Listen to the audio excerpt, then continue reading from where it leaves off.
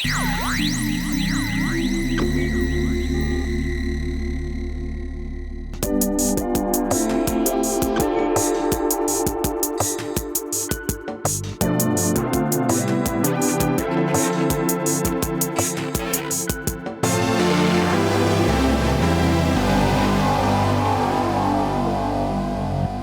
to the Compact Podcast. Today we'll discuss campus clashes over pro-Palestine protests, the overturning of Harvey Weinstein's conviction in New York, and the death of the novelist Paul Auster. I'm joined by Nina Power, Geoff Shullenberger, and Sohrab Ahmari, and I'm Matthew Schmitz.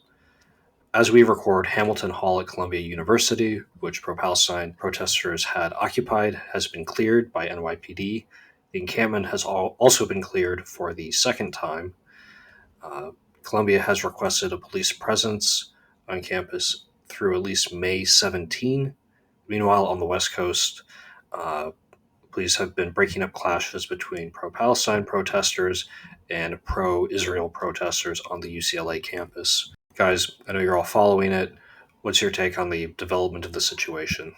So I guess I'll tackle the kind of horse race political dimension of this.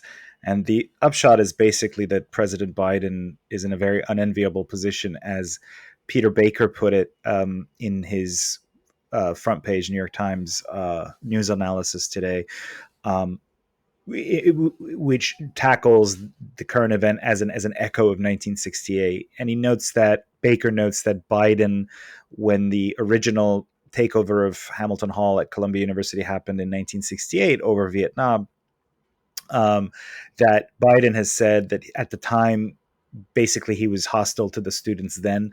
He said, I was in law school and I was wearing sports coats, as in I was like kind of a establishment figure already somehow, or I was a more conservative figure. But the problem is that, as Baker says, that Biden cannot sort of just be disdainful from a distance, because he is in this case in part a target of the protests from more progressive elements of the Democratic Party, including many chapters of the university chapters of the Democratic Party have endorsed the protests. So and he is the target. He's called Genocide Joe by the left flank of the Democratic Party. On the other side, of course, and that puts various pressures and sensitivities on him. Everyone's talked about the kind of ramifications in Michigan, a crucial battleground state with a large Muslim American population, and also Democrats' dependence on young voters who needn't go all the way to voting for Trump out of anger over the president's response to events in Gaza, but they can just stay home, and that would be bad enough for Biden. On the other side, of course, you have Republicans who say that this is happening because Biden is weak, or somehow, the disorder is really Biden's fault. I think that's a pretty tendentious thing to say, largely because, like the year 2020 was roiled by lots of far left protests under a Republican president who equally was disinclined to go like all in with the National Guard, and rather left it up to local authorities who reacted in different ways, which is kind of what's playing out here. But the bottom line is that, it's damned if he does, damned if he doesn't.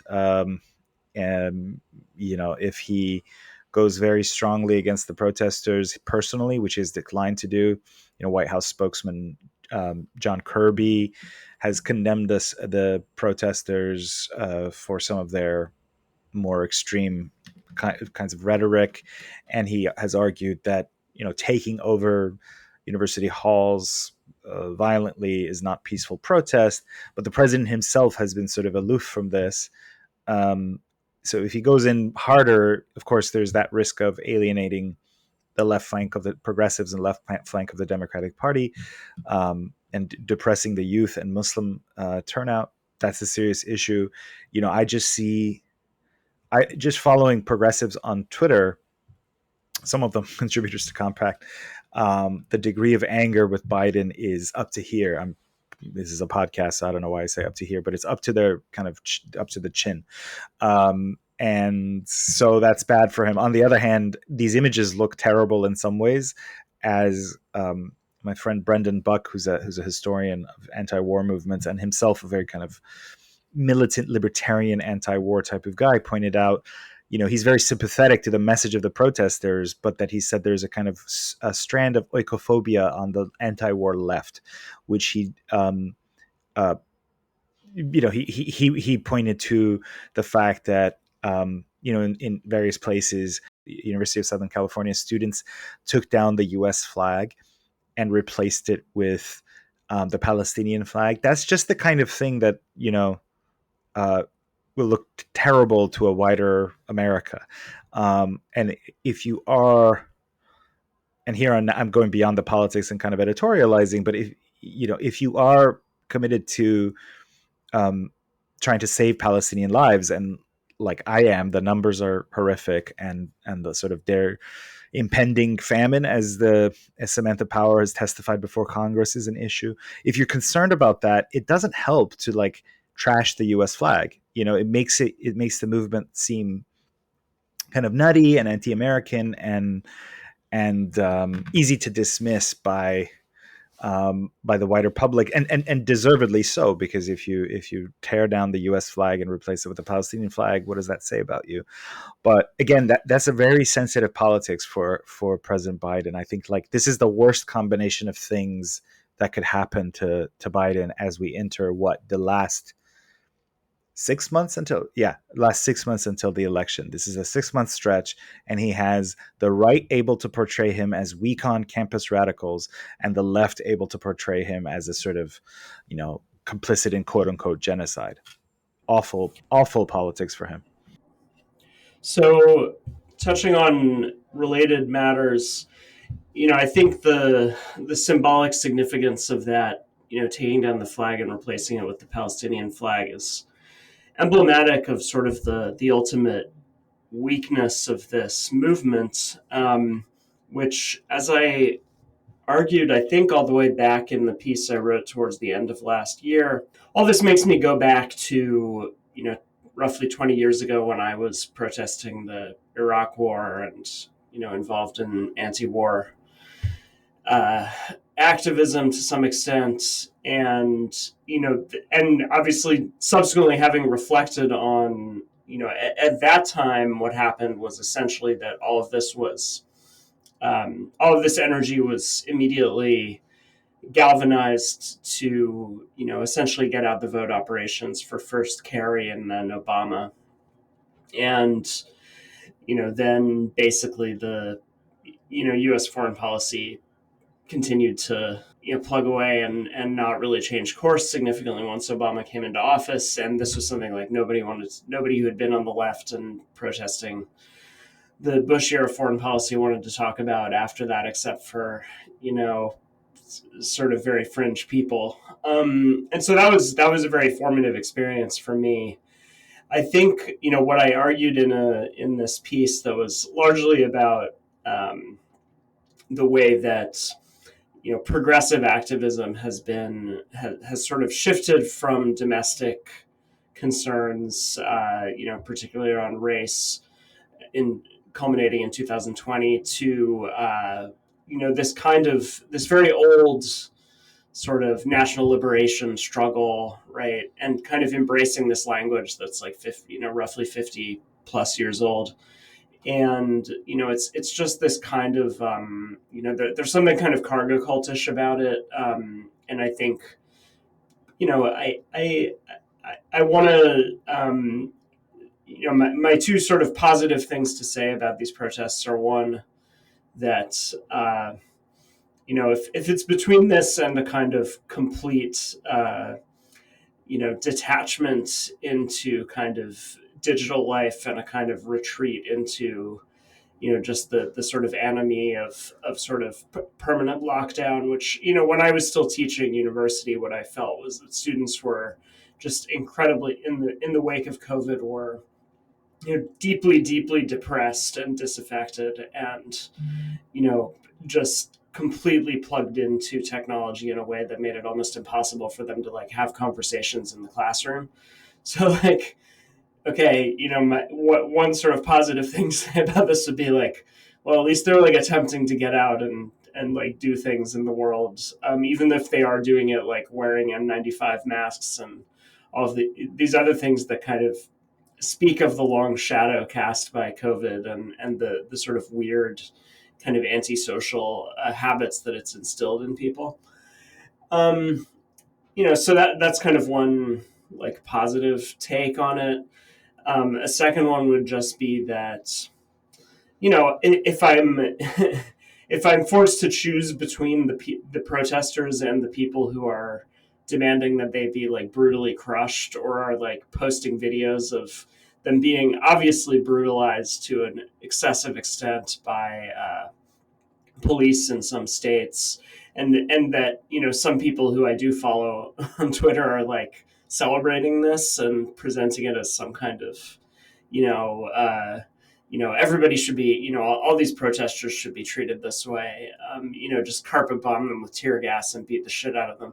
Like, I'm definitely more with, if I have to choose between those two camps, I'm with the protesters. I think the majority of them are, I'm not, their rhetoric doesn't appeal to me. A lot of their goals don't really appeal to me to the extent that they seem to have them.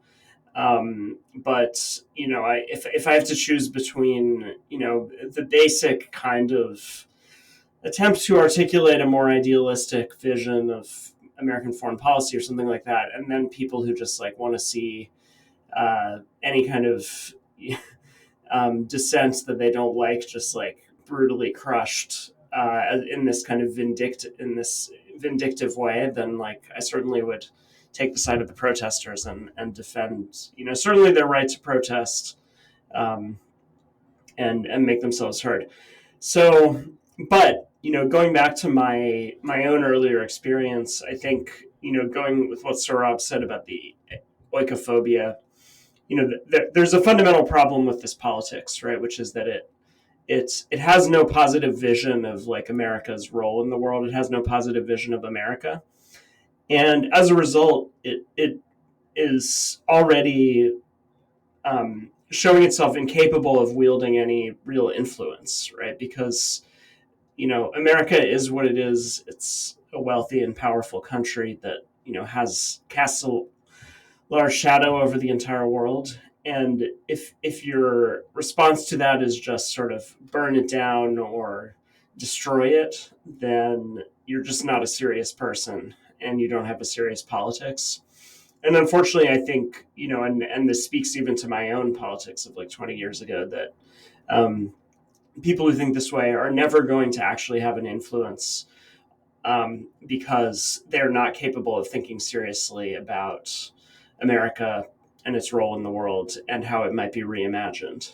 And, part of why I find this depressing is that last week, we published Daniel McCarthy's piece on the really quite terrible bill that was rammed through Congress, with support from the supposed populist right, as well as most of the Democratic Party. And, it simply locks in, more of the same kind of ultimately, feckless and, just kind of brainless foreign policy that we're currently stuck in. And it, basically shows that there's no serious challenge. Like, it's clear that our foreign policy is not working. It's creating more problems than it's solving. It's, overall creating these unsustainable and quite dangerous situations. And so, I would be strongly in favor of any movement from anywhere, or, coalition of movements from different parts of the political spectrum that would force a reconsideration of what we're doing in the world and of what America's role would be. And unfortunately, both the populist right and the anti-war left are just showing themselves to be completely unserious about any of this. And that's, precisely what happened with the anti-war movement 20 years ago that I was involved in. It was a complete and utter failure. And I don't unfortunately see any of this pointing anywhere very positive. And, just to wrap up, I guess, yeah, this is just, I think, a very discouraging moment. But I will say that it has, and seeing the way that that a great deal of the right has responded to these protests by demanding, brutal crackdowns on it. It also brings me back to 20 years ago, right, when it was largely the right that was the enemy of free speech. And if these students who don't really have a particularly coherent vision that is likely to have much meaningful influence are being crushed this way, then it's certainly true that any movement or movements that seriously challenge the course of American foreign policy would be met with even more force and repression on all levels. And this is precisely why I will defend the rights of these protesters and say that I think the people who are, and particularly the people who loudly proclaim themselves defenders of free speech, when they thought it was the right being crushed by the left, and are now, basically cheering on the crushing of dissent, are truly repulsive to me. So I think it has brought out just my, very basic sort of civil libertarian commitments. So yeah, discouraged, but I think at the same time reminded that on the level of like civil liberties, I'm basically like pretty consistent with where I was 20 years ago, even though I'm quite disillusioned and depressed about about much of what I would have would have argued back then. Just very quickly, a point that I made on Twitter. The U.S. adversaries love the images of cops overreacting, right? Because they love to say that American freedom of speech is a mirage, and as soon as you criticize American foreign policy or criticize Israel, you get the sort of jackboot of the state on your throat. And so, like, local officials, I know, don't think about what that means on a wider scale, but when they overreact in the way of like dragging professors around, I've seen too many footage of professors being brutalized. Like, think about what that does, what sort of ammunition it hands to the likes of Tehran and Russia. Yeah, I totally agree with Sohrab and Geoff. And I mean, 20 years ago, we were dealing with the student fee protests in the UK, which ended up being very, very violent at the hands of the state. Many people were arrested, many people were hurt, and so on. And I volunteered for a campaign called Defend the Right to Protest, and we spent a lot of time in court and dealing with precisely these repressions around freedom of expression, particularly freedom of protest. So I'm very much in alignment with that. And I think it not only looks incredibly bad, it does give ammunition to other states. We had this exact issue with Russia Today and some Iranian channels around the student movement, because they would cover it in great detail. And the moment there was any police violence towards the students, they would film it and make a huge deal and use it to say, well, look how repressive these states are, and they're attacking us for human rights abuses. So this does happen. And I think it looks incredibly bad for the state. It looks very, very bad for the local authorities. And I think it elevates the message of the protest in exactly the wrong way. I do like Geoff's argument that the protests are also aware that people touching grass and being outside, and there is something to be said about a genuine encounter with other people, even if you're devoted to the same cause, how difficult it is. And actually that experience of working with us is actually quite useful, rather than the smooth space of online where you can find everyone who agrees with you, and you think you've got the right angle on the world and how to behave. In reality, of course, it's extremely difficult. So I imagine the students are having this experience, as people in Occupy did, as we did in the student movement, and so on. I think I just wanted to raise one new point, which is to do with the crisis of the meaning of what it means to be a student today. Right, the student is both a consumer, a historical agent, somebody who's perhaps motivated by online discussion, maybe wants to nostalgically tap into some historical activism and some fantasy of the 60s. We already had this in 2010. A lot of the student occupations in Britain had a 68 theme. And I was just very perplexed by the idea that we would somehow return to this fantasy of a kind of 60s politics even in 2010, let alone 2024. So there is this kind of confusion. Are the students children? I think Matthew has already raised this question about how the students should be dealt with, whether they should be treated as adults and perhaps lose their degrees. I think obviously we're talking about the the state violence against them, which doesn't seem like a good idea. But if there's no real punishment, then the whole thing is kind of like a LARP, right? It's a kind of acting out. It's very. It's too easy to dismiss what they're doing in that way as well, and I think that's a risk that they run precisely in the way that they act out this stupid politics, right? Yeah, this oikophobic politics or this kind of extremist politics, as opposed to making a serious intervention into questions of foreign policy and tactics and so on. So I think there's this kind of increasing confusion about what the student is, because they're also indebted subjects. They belong to a nation, but the university itself. We published this piece recently by Greg Conti about the history of the university. There is a crisis of meaning. What the university is for. Is it to build national character?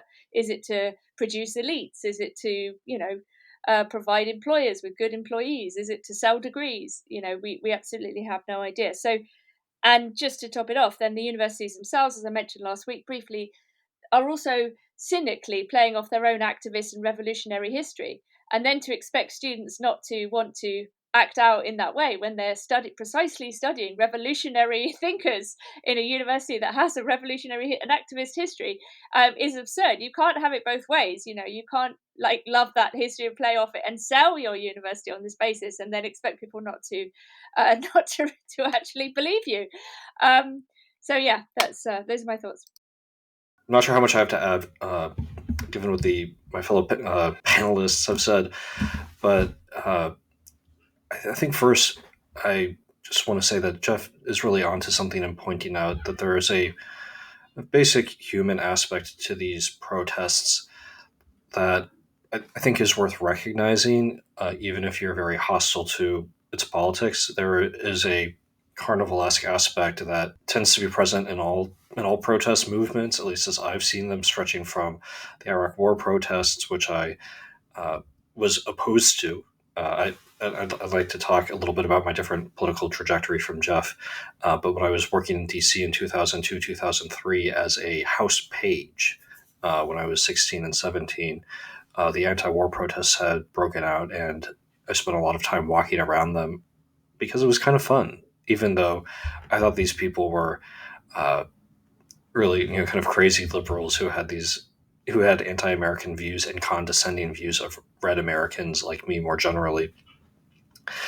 And the notion that people should go out, especially in the spring, and wear strange clothes and dance and camp and just act out of the regular course of life, I think is really human and normal.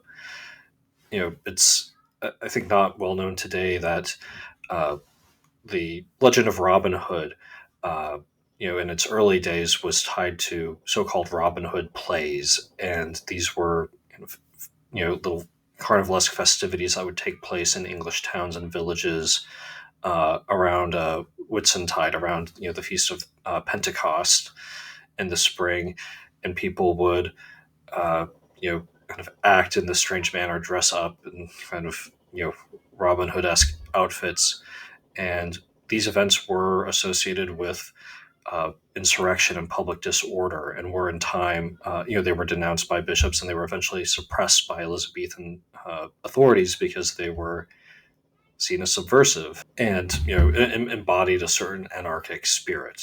So I think we should just recognize that there's that human element there. And I've seen people online kind of saying, why do these kids think that dancing will save Palestine? I mean, kids dancing is, what else do you want kids to do? I mean, yes, they should study, but you sort of want them to go outside and dance. Okay. That's something that's pretty desirable. Sohrab, really, yeah, I gotta say, man, talking about, some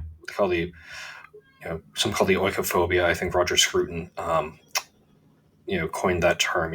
Hatred of one's own, or contempt for one's own. It's very present, that anti-American element. And Geoff, you're right about its sterile nature. I mean, one thing I wonder is where this will go. What political effects will it have? When people look back on it in 10 years, what will we say came out of it? If you look at Occupy Wall Street, it didn't lead to the death of capitalism. It did kind of create some media careers. It launched the Sanders phenomenon to a degree. I tend to think that Occupy Wall Street, which started as a class-based moral uh, kind of crusade, really ended up falling apart and turning into various projects that were more centered around identity politics and advancing the concerns of, be it, women in Me Too, or sexual minorities through Obergefell, or transgender causes, or even just a broader concern for racial minorities. That seemed to be the political trajectory of Occupy Wall Street to me. Uh, with this, I think there's maybe more of a chance that it leads to a reorientation of the Democratic Party uh, on foreign policy away from Israel. We'll see. There's kind of interesting question of how the balance of power within the Democratic Party has changed, or just the assumptions about how these disputes are handled. Occupy Wall Street broke out in Bloomberg's New York. Bloomberg, I believe, was a Republican governor, or Republican mayor officially, but clearly a Democrat, sort of high neoliberal, and there were cops with their surveillance towers around the Occupy Wall Street encampment, but there was a sort of sense that we'll just let the kids do this and it won't really affect the operations of the city. Everything will just keep going, it will be fine. And now the conflict between those two elements of the Democratic coalition, the real, the high managers and the real money men, and the sort of downwardly mobile PMCs, the grad students, the activist types, the conflict seems a little more intense.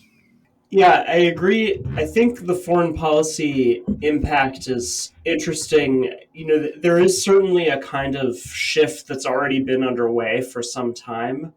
And while I think it's sometimes exaggerated, it's true that there were elements in the Obama administration that were more skeptical of Israel, of kind of America's special relationship with Israel, and were more interested in attempting to repair relations with Iran.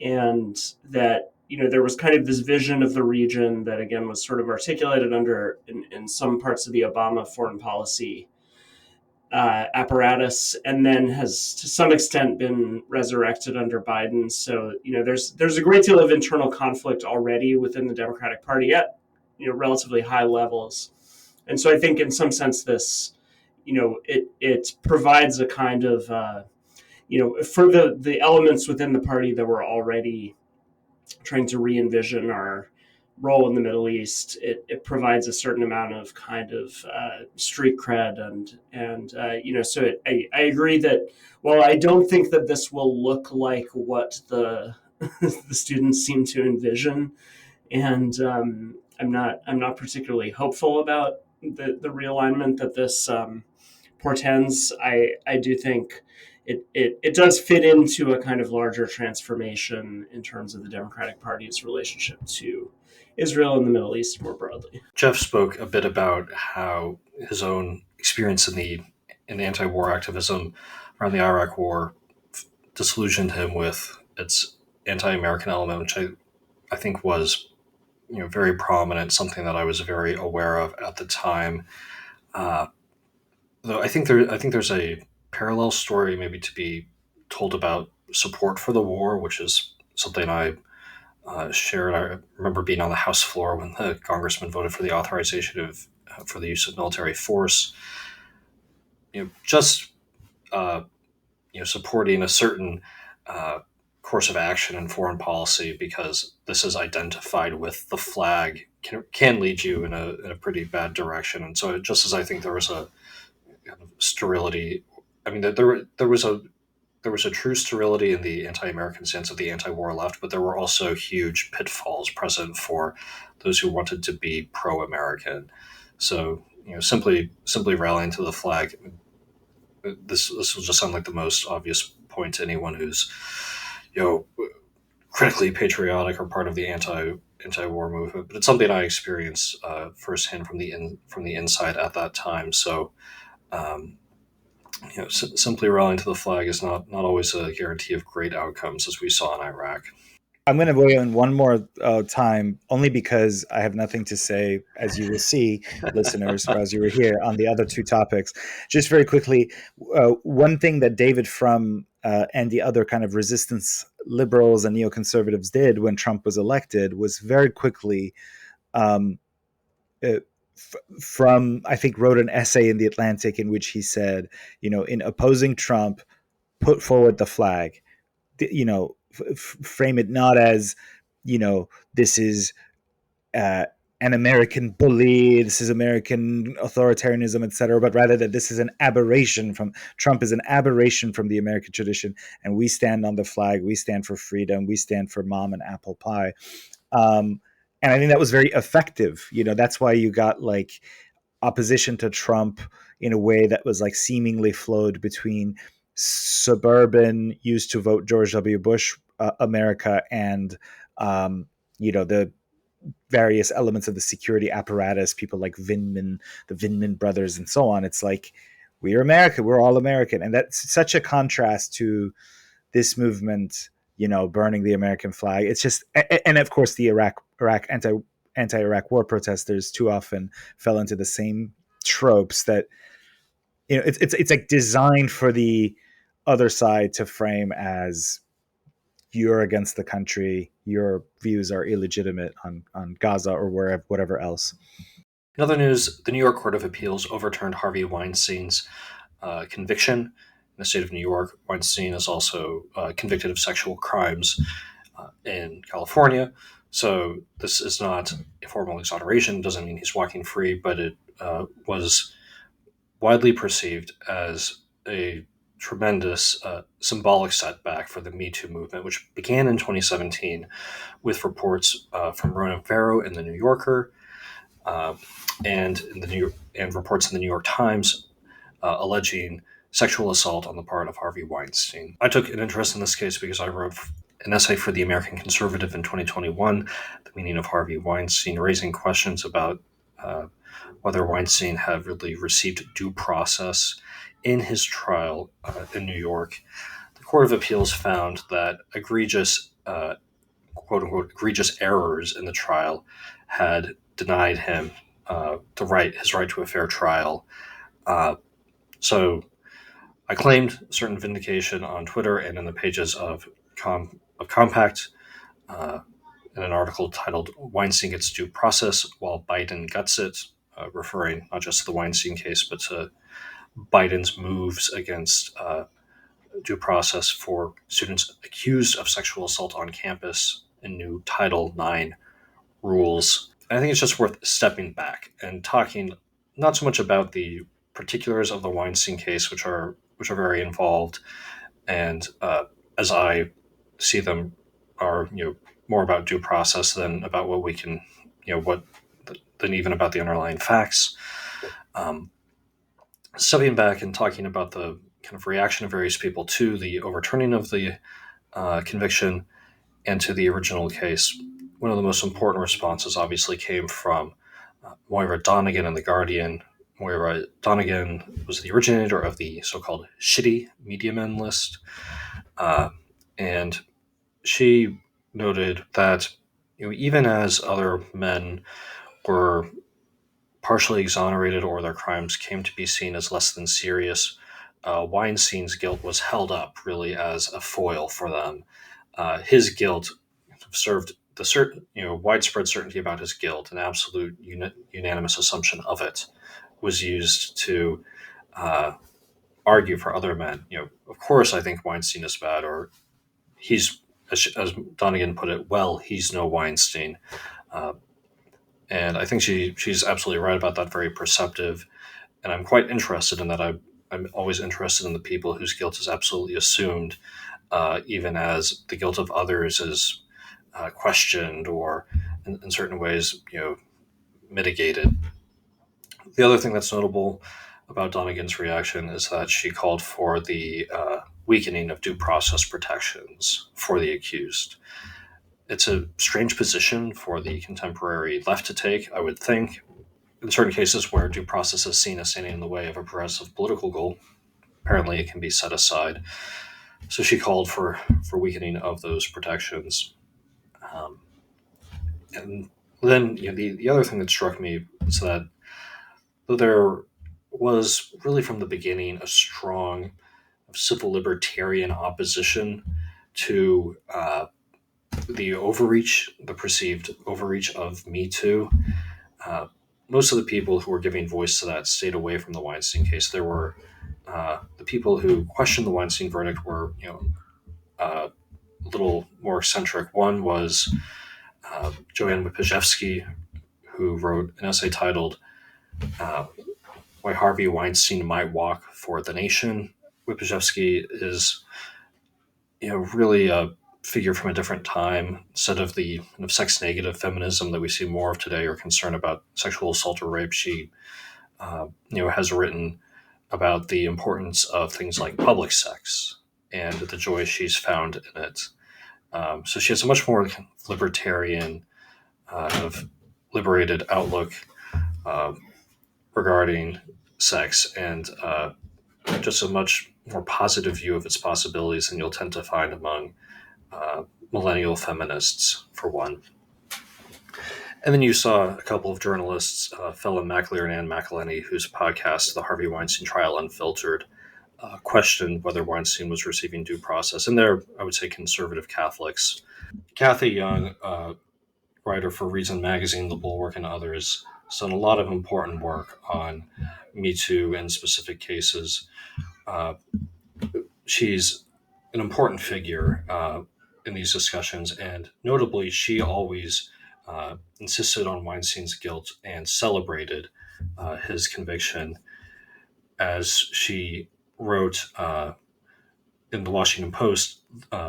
You know, those who rightfully celebrate Weinstein's punishment should not ignore the evidence that Me Too has brought forth more troubling episodes. So even as she argued against Me Too, she tended to insist, well, I like all of you, dear readers, um, rightfully celebrate Weinstein's conviction.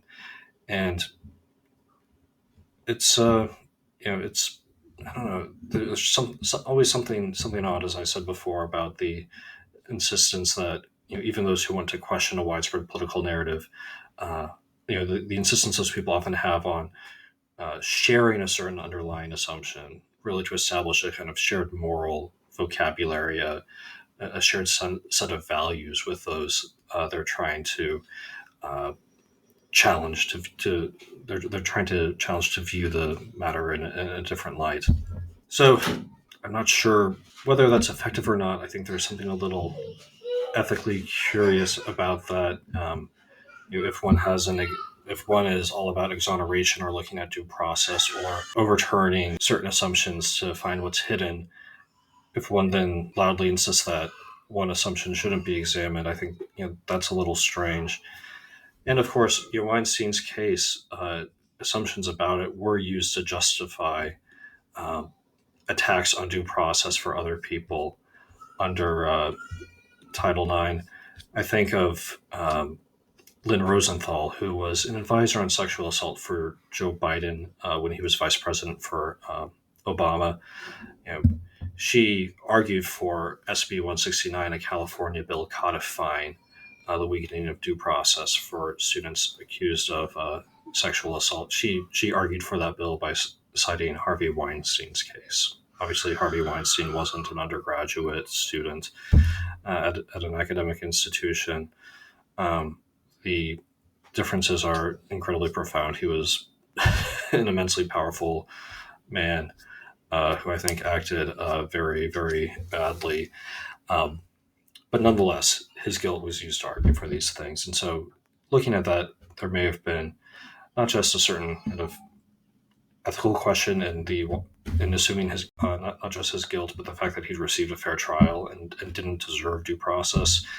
Um, there may have been not just a sort of ethical issue there, but even a tactical one. I mean, yeah, it's interesting to ask a deeper question about why it needed to be Harvey Weinstein, and there's something kind of almost physiologically specific about this man who is sort of grotesque in some ways, and that he needs to be the scapegoat for the whole mechanism to work anthropologically. So I think we have to think about it in terms of these deeper questions of the scapegoat.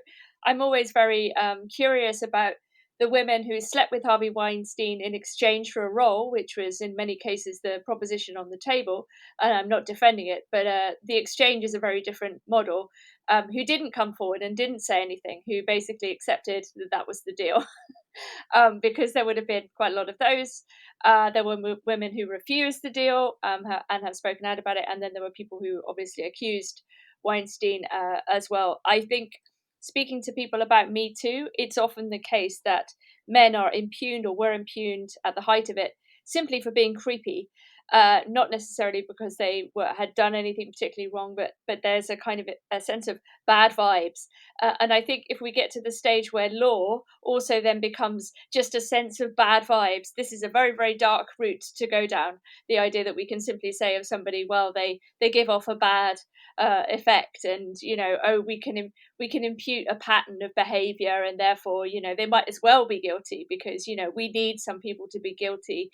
This is not a good sign for any any regime. And I remember conversations that were very disturbing to me at the time around Me Too with women on the left who said things like, I don't care if some innocent men get caught up in this, because kind of all men are guilty, if you like.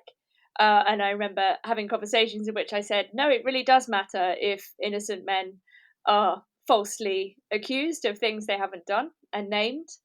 We can't simply go around using people's names in this way because of some political goal, because we want to make a bigger point. Like, this is not how people's lives should be treated. And I do think there was increasingly, we see it all the time, this sense of political urgency that it doesn't matter. We have to expedite the politics. Therefore, it doesn't matter who gets kind of churned up in the machine. And in any case, the law is sort of on the side of the ruling order anyway. So even if it goes in our favor, we don't sort of believe in the law. We don't trust the law. So it's almost like using the law for vigilante justice, which I think we're seeing in the case of lawfare vis-a-vis Trump and other issues. So, but yeah, I think that then, the judicial system, the legal system needs to be absolutely adamant about due process and about the kind of neutrality, however difficult that is to maintain, because the alternative is just so bad. I mean, it's literally just vigilante scapegoatism and, putting people in prison because they have bad vibes. And that's not good. So, yeah. Paul Auster, novelist associated strongly with the Brooklyn borough, which he lived in and often wrote about, died this week at age 77. I'll just admit that I haven't read him, but some others here have. And, Geoff, I know you have. What's your assessment of his achievement?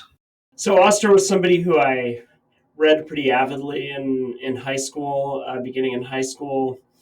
He's described by Christian Lawrenson in an essay from, I don't know, 5 or 6 years ago as a sort of gateway drug. So I think he's somebody who a lot of people read, or, sort of accessible avant-garde writer. A lot of people read him at a relatively young age, and then, kind of subsequently read, I don't know, Beckett, or, kind of more daring postmodernists like DeLillo or Pynchon. I will say, another figure to compare him to is his ex-wife, Lydia Davis, who I think is overall a more significant literary figure and, quite a brilliant and an incredible writer. But Auster definitely, I think he's a significant character insofar as he sort of, I think writing, his career sort of takes off in the 90s. And I think he kind of is, in some sense, a sort of compendium of these themes and elements and techniques of the sort of 20th century avant-garde that he manages to distill into a relatively popular form. And he, produces novels that are quite readable, although, some more than others. He was very prolific, and the quality of what he put out varied quite a bit. But, I think he is an interesting figure as somebody who comes in at the end of the 20th century and kind of offers in some way a summation of many of the literary, again, themes, preoccupations, techniques, and so on associated with both high modernism. I think there's a great deal of Kafka that is central to everything he does, and also and Beckett as well is quite a significant presence. And also he's kind of associated with postmodernism. There's sort of a rehashing of certain kinds of popular literature, particularly the detective novel, that he manages to kind of fuse with these sort of more highbrow literary approaches and techniques. So yeah, I mean, he definitely was sort of formative for me as somebody I feel like I learned a lot about 20th century literature from, because he was relatively effective at kind of creating an approachable version of the avant-garde that a teenager could get into.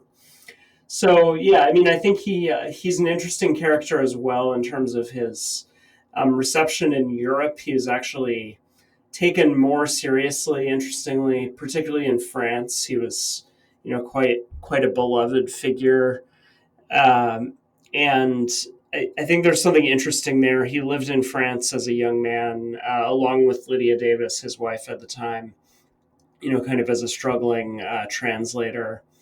And there's something interesting there about the kind of relationship between America and Europe, which is just this constant back and forth, particularly between American and French culture, that, you have like, Americans being enchanted by, the French New Wave. But in fact, a lot of the French New Wave is really about France's enchantment with American cinema, and particularly kind of American, hard-boiled detective movies and things like that. And so there's kind of this constant, back and forth. I mean, going back to Edgar Allan Poe, I think it would be another, as the inventor of the detective novel, another of Auster's major predecessors. And so he's interesting as far as somebody who is distilling the European, heavily European avant-garde into a kind of American form that, again, is kind of intermingled with this, kind of Chandler or Dashiell Hammett style kind of detective fiction, which itself was extremely popular in Europe.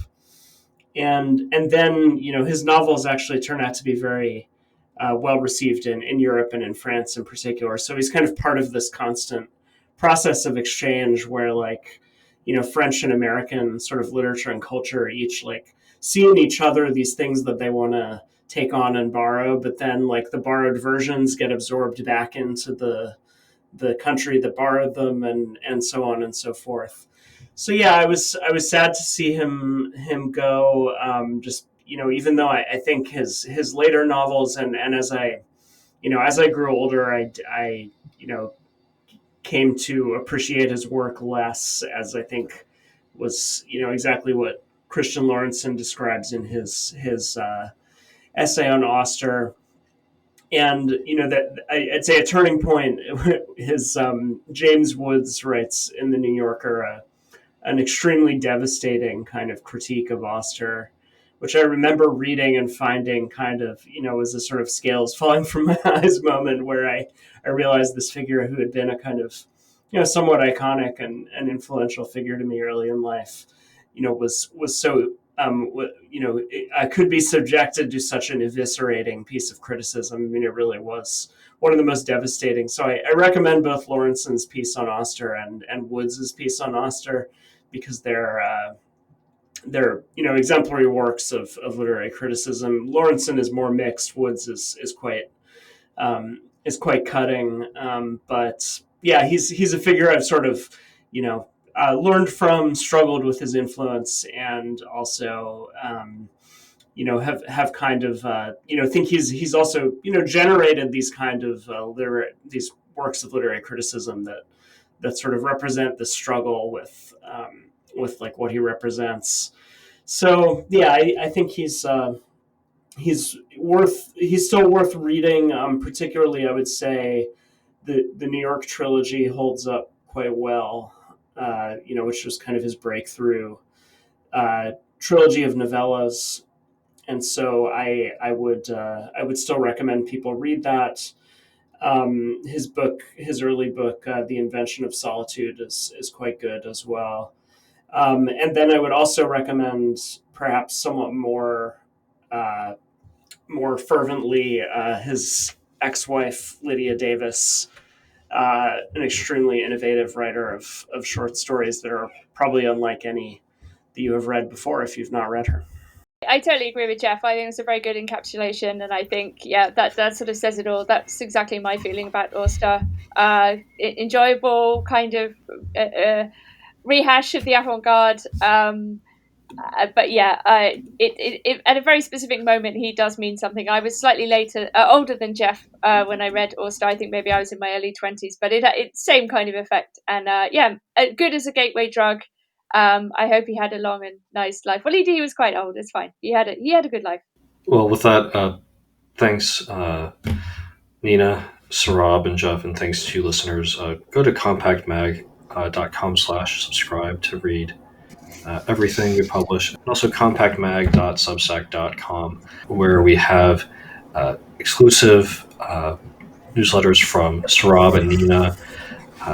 Sohrab published every Wednesday, Nina every Friday, and this week you can read Sohrab on Garry Kasparov and a new kind of McCarthyism that has taken hold in discussions of American foreign policy.